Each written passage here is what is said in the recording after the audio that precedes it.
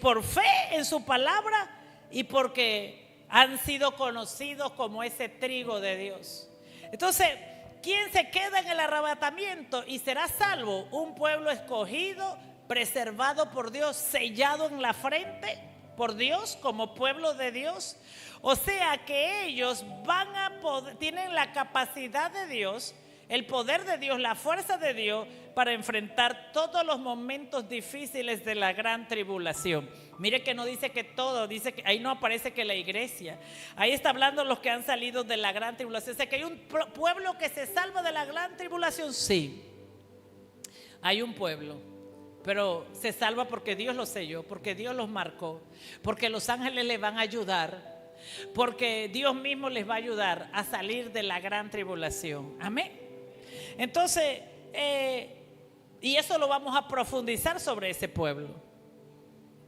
Entonces la escritura dice, Mateo, ¿quiénes son? Hay dos parábolas que las voy a usar en las semillas de fe en la semana. Hay dos parábolas, la del trigo y la cizaña, y ya voy a ir cerrando, y las ovejas y las cabras. ¿Cuántos han escuchado esas parábolas? Bueno, la Biblia dice que el trigo y la cizaña crecen juntos, pero el trigo será cortado, que el Señor sacará su hoz y el trigo será cortado y la cizaña no. Pero también hay una parábola que habla de la cabra, las ovejas y la cabra. Esas ovejas y la cabra dicen que unas irán a la derecha y otras irán a la izquierda. Y dice que las cabras irán al infierno. Esto está hablando de aquel pueblo cristiano, porque están juntos, que se llamó cristiano y que no era cristiano, que no era oveja sino cabra. Entonces esto es importante enseñarlo, es importante comprender y es importante esforzarnos por la transformación genuina de nuestra salvación. Y dice Mateo 13, 24, 30. Con esto voy a cerrar para decirle que, perdón, ponme primero Apocalipsis 14, 15. Apocalipsis 14, 15. Y del templo salió otro ángel clamando a gran voz al que estaba sentado sobre la nube: mete tu hoz y ciega, porque la hora de cegar ha llegado, pues la mies de la tierra está madura. La mies de la tierra está madura. Diga conmigo, la mies de la tierra. O sea que un ángel va a sacar la hoz, es un instrumento de cosecha que se usa para sacar el fruto de la tierra. Entonces, lo que está hablando aquí es de que llegará un tiempo de cosecha donde un tiempo exacto donde aquellos que han de ser salvos tienen que ser recogidos. Y esto tiene que ver con el arrebatamiento, el rapto, que tienen que ser recogidos. Mateo 13, 24, 30 dice: y les refirió otra parábola diciendo. Tenemos que identificar cuándo Jesús le está hablando a la iglesia o al mundo. Dice: el reino de los cielos es semejante a un hombre que sembró una buena semilla en su campo. Pero mientras dormían los hombres, vino su enemigo y sembró cizaña entre el trigo y se fue. Un agricultor que representa a Jesucristo como el sembrador, sembró trigo, pero dice que mientras que él dormía, dice que vino alguien, un enemigo, diga conmigo, un enemigo, y sembró cizaña entre el trigo y se fue. Y cuando salió la hierba y dio fruto, entonces apareció también la cizaña. Escuche esto, la planta de trigo y la planta de cizaña son muy parecidas. Escuche esto, son muy parecidas. Yo hice hace años un estudio de la cizaña y el trigo. Y son plantas muy parecidas. Lo único que diferencian a estas plantas es que cuando el árbol de trigo, véalo, produce el trigo, ella se dobla. Y esto representa humillación. Mas la cizaña se queda arriba. Y le quiero contar desde el punto de vista agrícola, la cizaña es importante para el trigo. Desde el punto de vista agrícola, la cizaña es importante para el trigo porque la cizaña obliga al trigo a producir. La cizaña le da sombra al trigo. La cizaña se vuelve un monte que usted ve, vaya a los arrozales y usted ve los arrozales sucios, pero la planta de arroz tiene arroz bonito. Y fíjese que cuando viene la máquina a cosechar el arroz, nosotros sembramos arroz cuando estábamos 15 años, adolescentes.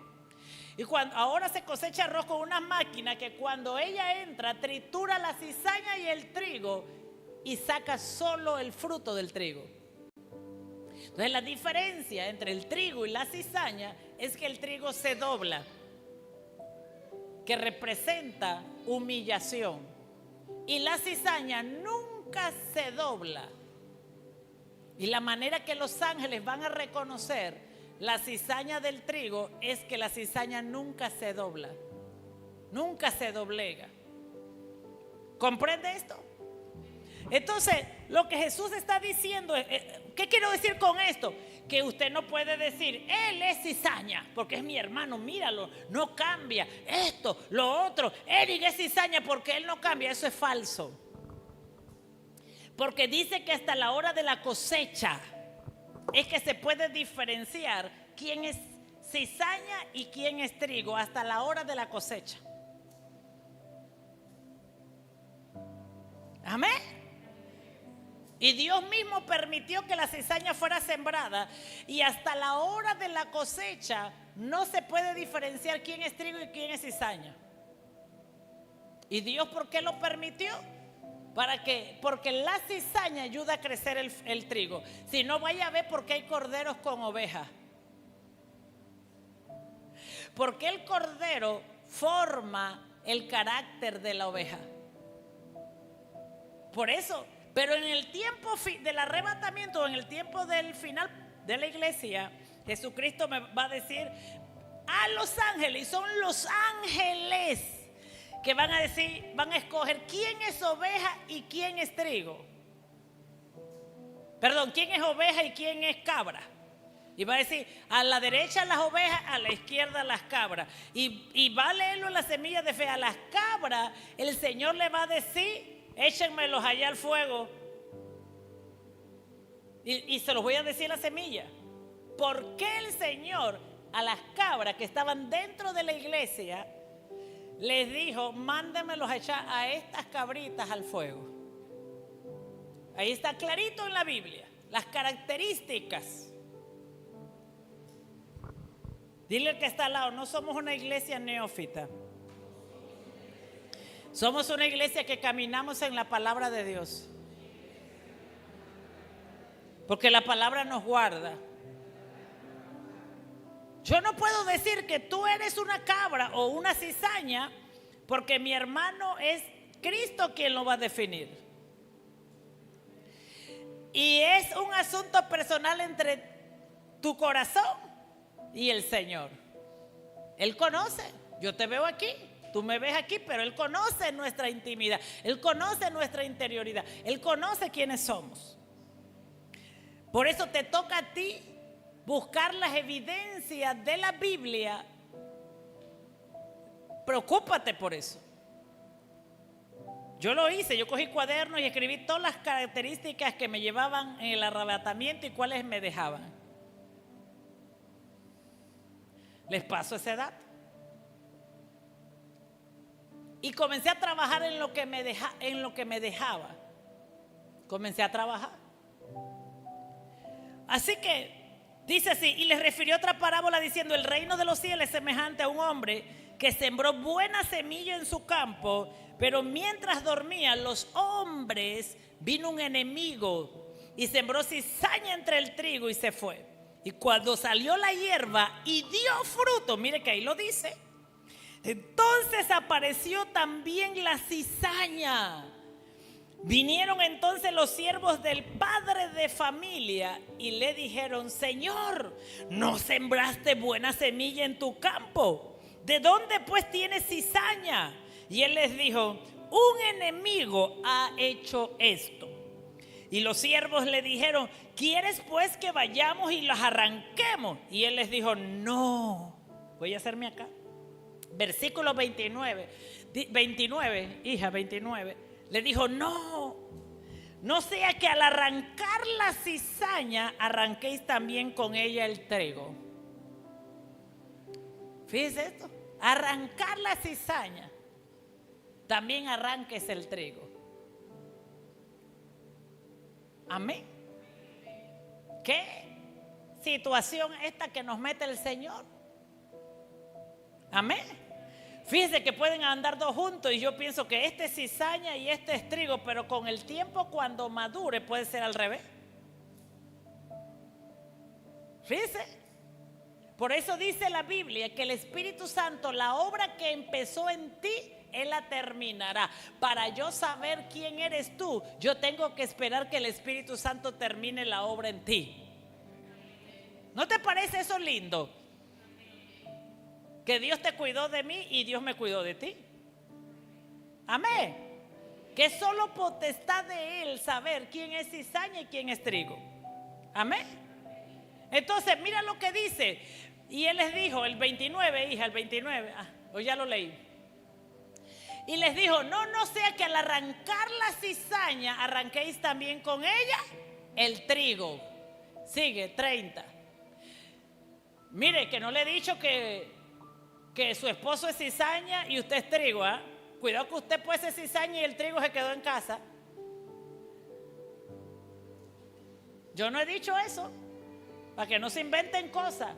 Porque allá llegan las mujeres: sí, porque tú eres cizaña y yo soy trigo, porque estoy en la iglesia. El tema no es cómo tú empieces, sino cómo terminas en el día de la cosecha. El tema no es cómo empieces, sino cómo terminas el día de la cosecha. ¿Cuál es tu condición? Oye, usted puede decir: miren a la pastora y ella parecía trigo y resultó ser cizaña. Dios me libre.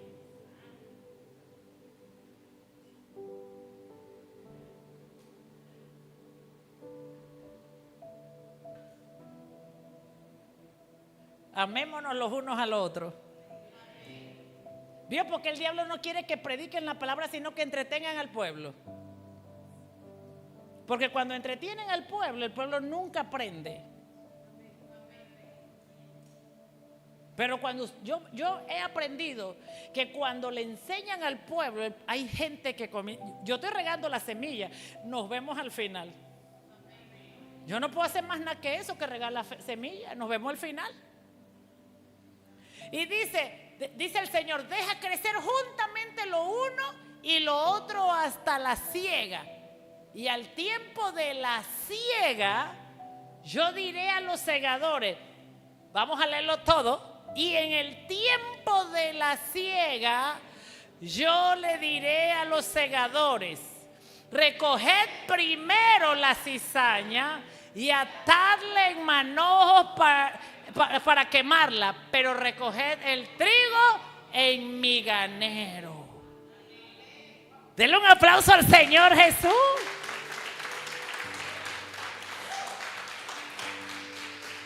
Mi deseo es que todos seamos trigo y mi familia también. Ese es mi deseo. Mi deseo es que todos seamos trigo. Pastor, ¿y cómo podemos ser trigo? Sin fe es imposible agradar a Dios. Esfuércese por su fe. Esfuércese a creer. Esfuércese, amén. ¿Y le dijo qué? Le dijo: recoged la cizaña, atarla, echarla al fuego y llévame el trigo a mis graneros. Amén. Diga conmigo: el trigo irá a los graneros del Señor.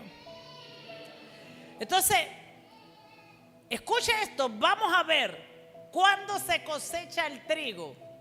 Si la iglesia no madura, Acuérdense que el Señor dijo que por causa de los escogidos de Dios, Él tiene que acortar los tiempos. Y si la iglesia no madura y Dios tiene que acortar los tiempos, se irán los que estén listos. Dios no tiene compromiso para llevarse con el que no está maduro. ¿Qué representa el trigo cuando se cosecha? Así dicen los campesinos: vamos a cortar el trigo que ya maduró. Habla de madurez espiritual. Y en 11 más 5 años de experiencia ministerial, no solo con la gente, sino con mi propia vida, la madurez espiritual es un tema serio. Es un tema serio. Entonces, el trigo se cosecha cuando está maduro. O sea, la iglesia tiene que estar en un estado de madurez espiritual. Tiene que estar en un estado de madurez. Porque es una iglesia madura, porque va a gobernar la tierra con Cristo. Es una iglesia madura porque va a enseñar la palabra en toda la tierra a las naciones que queden. Eso está en la Biblia. Es una iglesia madura porque tiene que ser responsable, comprometida, íntegra. Tiene que trabajar, tiene que esforzarse y trabajar para el reino de Dios. Entonces el trigo no se cosecha hasta que esté maduro.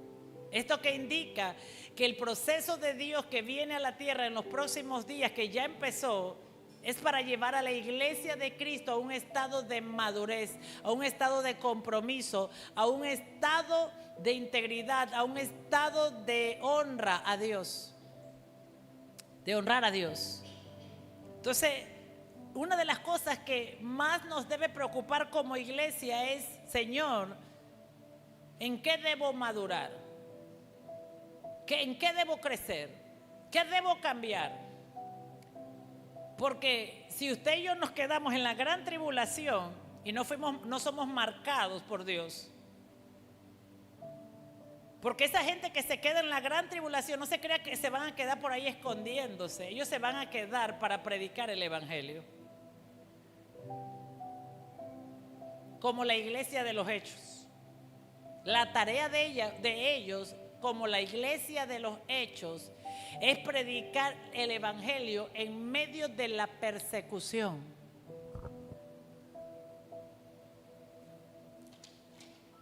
Por eso Dios los escogió para cumplir con esa misión.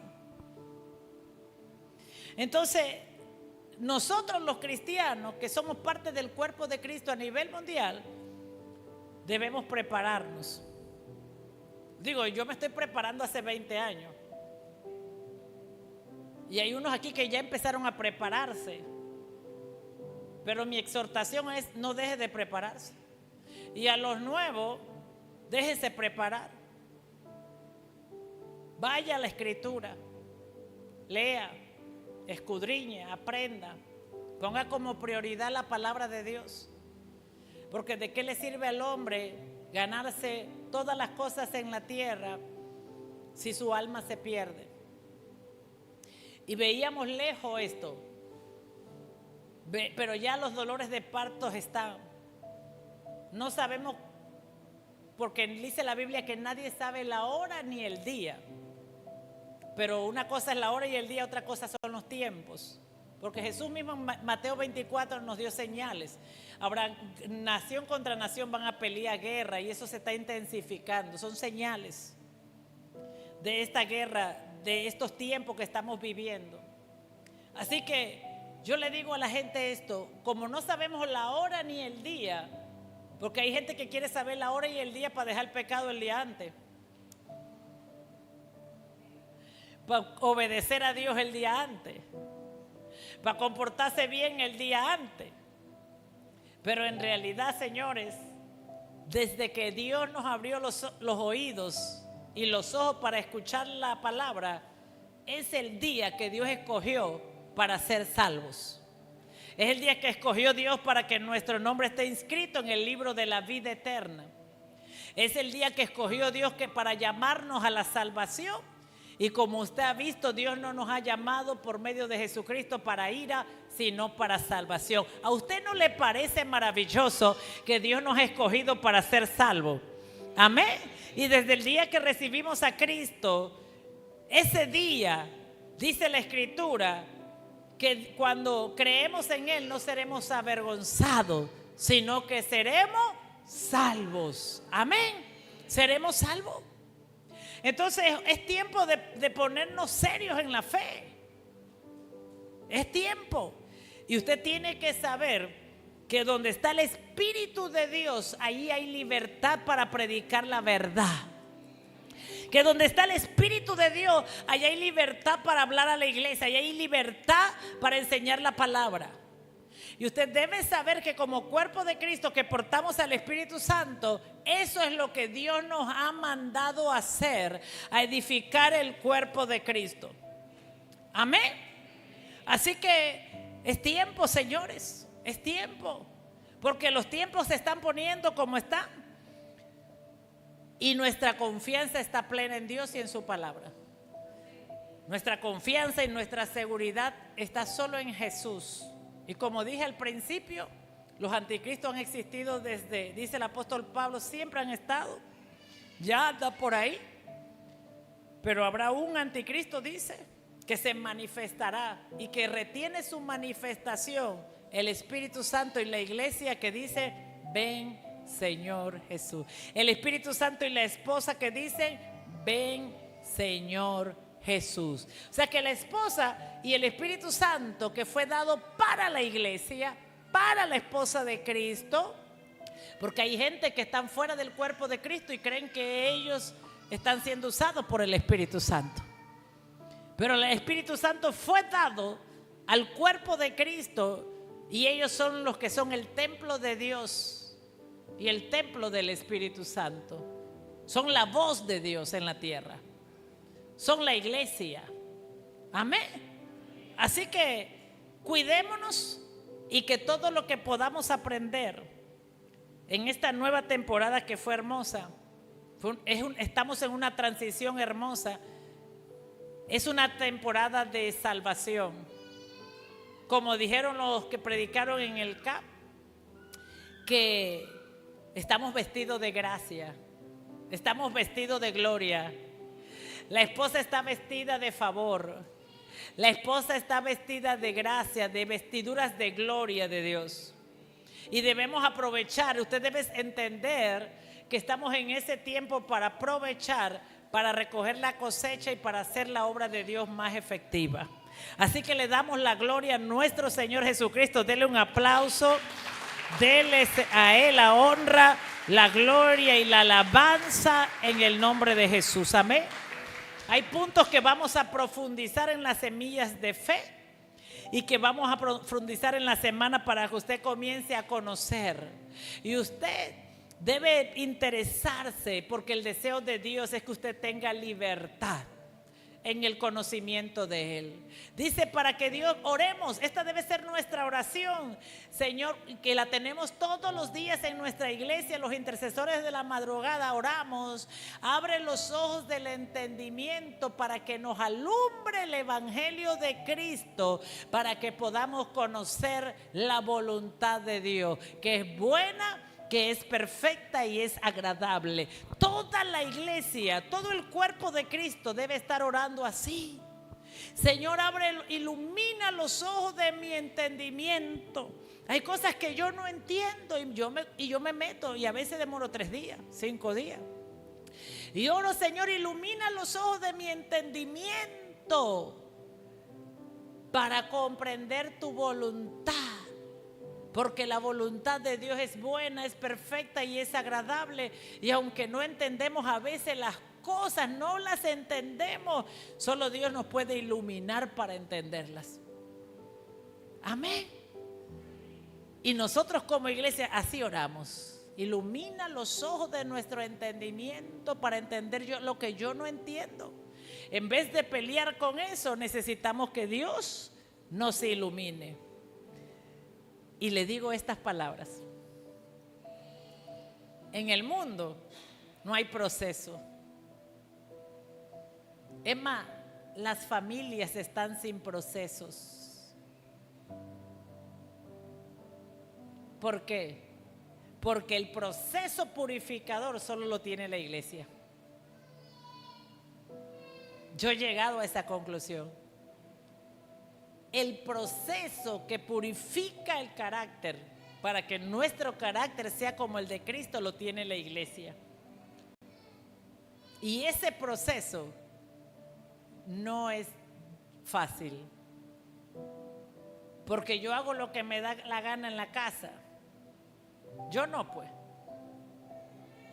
Yo estoy sujeta. Porque yo sé lo que representa el estar sujeta. Yo puedo hacer lo que me da la gana en el trabajo. Yo puedo hacer lo que me da, echarle un cuento a cualquiera y hacer lo que me da la gana. Escoger trabajo. Usted y yo tenemos la voluntad de escoger el trabajo que nos dé la gana. Así que escogemos el trabajo donde no nos frieguen la paciencia, donde no tenga un jefe, donde no me corrijan. Usted no escucha ahora, la gente quiere trabajos de independientes. Ahora todo el mundo quiere trabajo de independiente. Eso es lo más chévere. Entonces, esa es la gente que más problemas da en la iglesia, porque como son tan independientes, ellos le pueden cortar el brazo a la iglesia. ¿Comprende? Pero cuando venimos a la iglesia no funciona así. La iglesia tiene otro modelo de Dios. Y como no entendemos el modelo de Dios, rechazamos a Dios.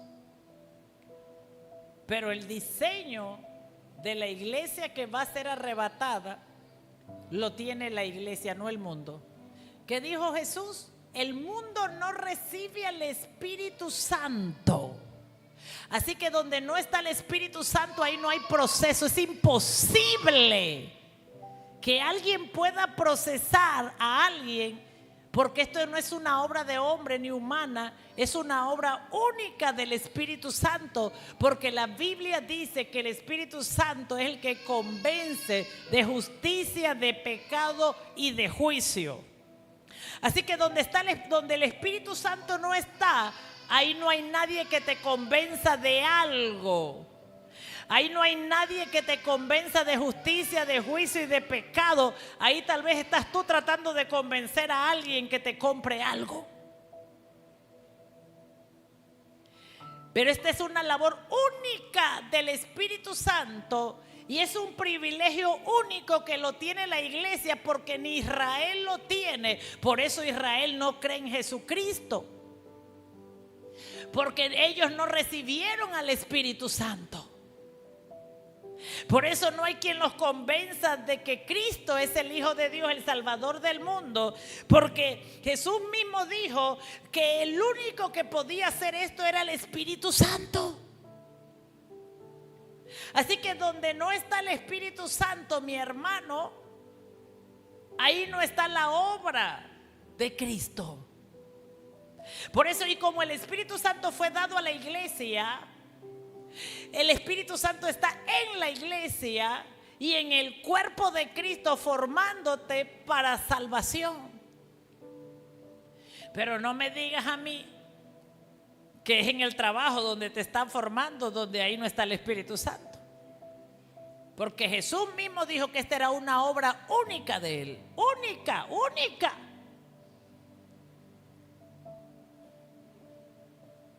Y la iglesia tiene que respetar la obra única del Espíritu Santo, que es la formación del carácter.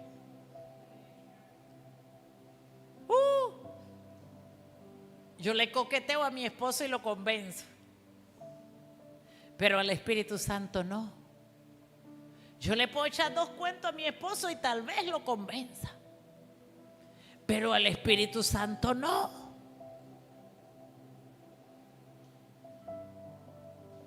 Y la obra de salvación está estrictamente diseñado al mando del Espíritu Santo. Por eso hay muchos buscando iglesias donde no está el Espíritu Santo, Porque ahí no me dicen nada. Porque ahí no me exigen nada. Nosotros tampoco exigimos nada, pero no abrimos la puerta tampoco. Porque Dios usa nuestra voluntad. Y Dios es el que abre la puerta. Y tenemos que entender que es el Espíritu Santo. ¿Y dónde está el Espíritu Santo obrando la transformación de nuestro corazón para la salvación?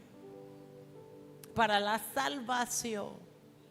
Es obra única del Espíritu Santo. Y si tú quieres poner tu vida en las manos de espíritus inmundos, es tu elección. Pero a nosotros nos fuimos escogidos no para experimentar la ira, sino la salvación. Y yo no sé tú, pero el anhelo y mi deseo es que mi familia se salve. Y eso tiene un alto precio que pagar. Y si no lo pagas, entonces